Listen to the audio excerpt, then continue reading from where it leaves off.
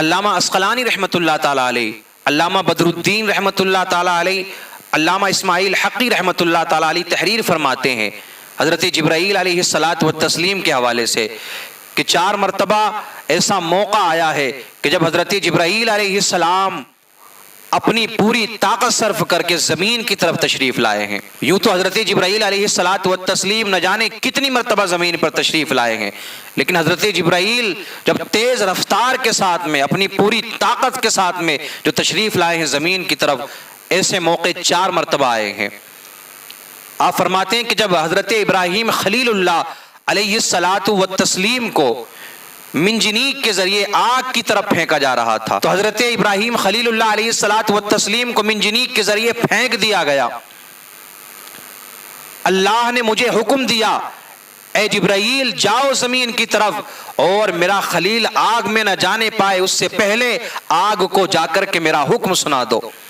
حضرت جبرائیل علیہ الصلاۃ والتسلیم فرماتے ہیں کہ میں زمین کی طرف پوری طاقت صرف کر کے آیا، ابھی حضرت ابراہیم خلیل اللہ علیہ الصلاۃ والتسلیم آگ تک پہنچے بھی نہیں تھے کہ میں نے آگ کو جا کر کے اللہ کا حکم سنا دیا اور آگ حضرت ابراہیم خلیل اللہ علیہ الصلاۃ والتسلیم کے لیے گلزار بن گئی، ٹھنڈی ہو گئی، سلامتی والی بن گئی۔ دوسری مرتبہ فرماتے ہیں کہ حضرت جبرائیل علیہ السلام سدرہ پر تھے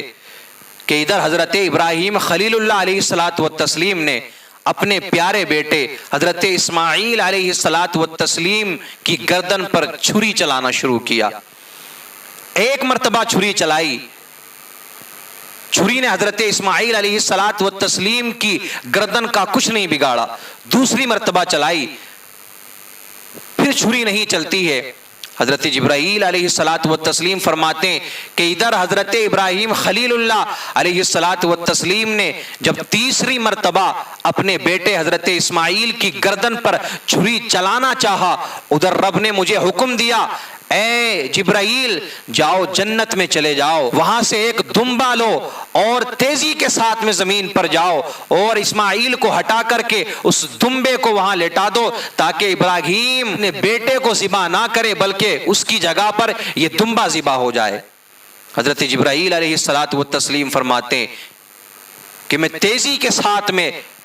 جنت میں گیا، وہاں سے مینڈا لیا، پھر وہاں سے تیزی کے ساتھ میں زمین پر آیا، منا میں میں نے حضرت اسماعیل کو ہٹایا اور آپ کی جگہ پر دمبے کو لٹا دیا، اور حضرت اسماعیل علیہ الصلاۃ والتسلیم جب ہٹا دیے گئے، دمبا لٹا دیا گیا، حضرت ابراہیم علیہ الصلاۃ والتسلیم جو چھری چلا رہے تھے، جو اب تک نہیں چل رہی تھی، اب وہ چل جاتی ہے اور اسماعیل کی جگہ وہ دمبا ذبح ہو جاتا ہے۔ پھر یہ حکم دے دیا رب کریم نے کہ جب تک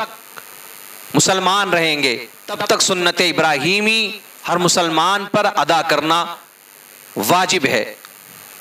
جو ادا نہیں کرے گا اس کو حساب بھی دینا ہوگا۔ تیسری مرتبہ جب حضرت یوسف علیہ السلام کو آپ کے بھائیوں نے کنویں میں ڈالا،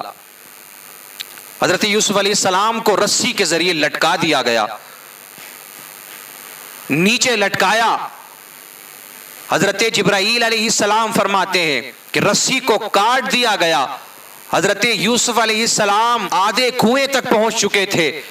قریب تھا کہ وہ پانی تک پہنچتے، اس سے پہلے میں جنت میں گیا اور تیزی کے ساتھ میں وہاں سے تخت لے کر کے میں اس کنویں میں پہنچا، اور حضرت یوسف علیہ السلام کے پانی پر پہنچنے سے پہلے میں نے وہ تخت وہاں جا کر کے رکھ دیا۔ حضرت یوسف علیہ السلام پانی پر نہیں گرتے ہیں بلکہ اس تخت پہ آرام سے آ کر کے آپ گر جاتے ہیں۔ اللہ اکبر کبیرہ، اللہ نے کیا طاقت عطا فرمائی ہے آپ کو، کوئی اندازہ اس چیز کا لگا سکتا ہے؟ یہ سب رب کے فضل کی بات ہے، اللہ کے حکم کی بات ہے۔ چوتھی مرتبہ جب جنگ احد میں اللہ کے حبیب صلی اللہ تعالی علیہ وسلم کے دندان مبارک شہید ہوئے، خون نکلنا شروع ہو گیا، ادھر خون زمین پر گرنے والا تھا، حضرت جبرائیل علیہ السلام فرماتے ہیں کہ اللہ نے مجھے حکم دیا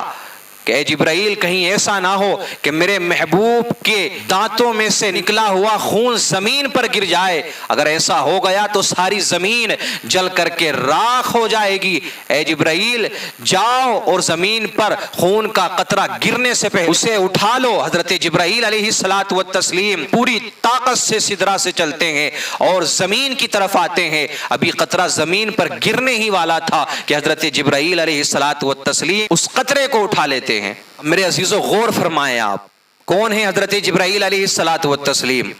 فرشتوں کے سردار اور اللہ کے حبیب صلی اللہ تعالی علیہ وسلم کے در کے غلام، آپ کے در کے خادم، آپ کی بارگاہ کے غلام کا نام حضرت جبرائیل علیہ الصلوۃ والتسلیم ہے۔ تو جب میرے آقا کریم صلی اللہ تعالی علیہ وسلم کی بارگاہ کے غلام کا یہ عالم ہے، آپ کی طاقت کا یہ عالم ہے، تو آپ ذرا غور تو فرمائیں کہ اللہ نے پھر اپنے حبیب کریم صلی اللہ تعالی علیہ وسلم کو کتنی طاقت و قوت عطا فرمائی ہوگی۔ پھر میرے آقا کریم صلی اللہ تعالی علیہ وسلم کی طاقت و قوت کا کیا عالم ہوگا جب کوئی عمل آپ نیک دلی کے ساتھ میں کریں گے، رب کی رضا کے لیے کریں گے، اور اگر آپ کو کہیں پریشانی کا معاملہ ہے تو اللہ رب العزت پھر غیب سے مدد بھی فرماتا ہے۔ دیکھیں اللہ نے حکم دیا، حضرت ابراہیم علیہ السلام اپنے بیٹے اسماعیل کو قربان کرنے کے لیے تیار ہو گئے۔ اسماعیل کو قربان کروانا مقصد نہیں تھا، بلکہ حضرت ابراہیم خلیل اللہ علیہ الصلوۃ والتسلیم کا امتحان تھا۔ لیکن جب حضرت ابراہیم اپنے امتحان میں کھرے اترتے چلے گئے تو اللہ رب العزت نے غیب سے مدد فرمائی اور جبرائیل کو حکم دیا اور تیزی کے ساتھ میں آپ نے وہاں دمبا لا کر کے رکھ دیا۔ تو آج بھی اگر نیک دلی کے ساتھ میں کوئی کام کیا جائے، رب کی رضا حاصل کرنا مقصد ہونا چاہیے، تو پھر پریشانیاں